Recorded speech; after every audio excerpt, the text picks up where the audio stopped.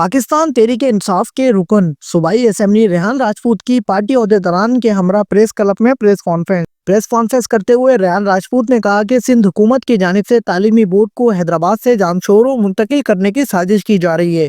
Inspection committee ने अपना काम करने के बजाय बिल्डिंग को मुंतकिल करने का लेटर लिख दिया। तालीमी बोर्ड जामशोरों में मुंतकिल हुआ तो तलबा का जाना ही मुश्किल हो जाएगा। मौजूदा तारीखी इमारत को महफूज बनाया जाए। हैदराबाद में पीपल्स पार्टी ने 17 साल में क्या दिया है? यूनिवर्सिटी जो कि सबसे बड़ा मुतालबा था हैदराबाद के नौजवानों को, वो आज तक पूरा ना कर सकी। ऊपर से बोर्ड ऑफिस जो कि हैदराबाद की तारीखी इमारत थी उसका भी सौदा कर दिया। रेहान राजपूत ने मजीद कहा कि अगर बोर्ड ऑफिस की इमारत को मुंतकिल करने का फैसला ना लिया गया तो जुम्मे को एहतजाजी मुजाहरा करेंगे।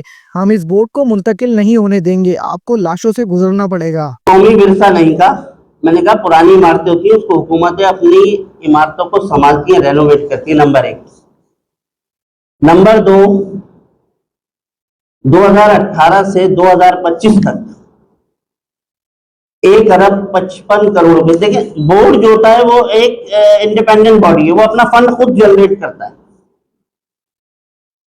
ये भी एक तरीका वारदात है कि बोर्ड का अपना अकाउंट होता है, उधर जमा होते वो खुद खर्च कर लेते हैं, उस पर आप इंस्पेक्शन ऑडिट करा लेते हर साल का। पहले वो पैसे सिंध गवर्नमेंट के अकाउंट में जाएंगे, फिर सिंध गवर्नमेंट वो निकाल के बोर्ड को देगी। एक अजीबोगरीब तरीका। तो 1 अरब 55 करोड़ रुपए सिंध गवर्नमेंट पे निकलते हैं। स्कूल की जो फीसेज हैं, जो एग्जामिनेशन फीसेज होती है, जो भी होती है, बहुत सारी जो कलेक्शन होती है बोर्ड की, वो 2018 से बोर्ड को अभी तक जारी नहीं की इन्होंने, जिसकी वजह से जो बोर्ड की बिल्डिंग है, जैसा आपने कहा 4 साल से लिखना है, वो पैसे जारी करेंगे तो बोर्ड की बिल्डिंग जो है मेंटेन होगी ना। जब पैसे ही नहीं देंगे तो बोर्ड, तो ये भी एक साजिश होती है सर, सालों की साजिश की जाती है। मैंने कहा ना, पीपल्स पार्टी वहां से बाहर करती है जहां आप सोचते भी नहीं है।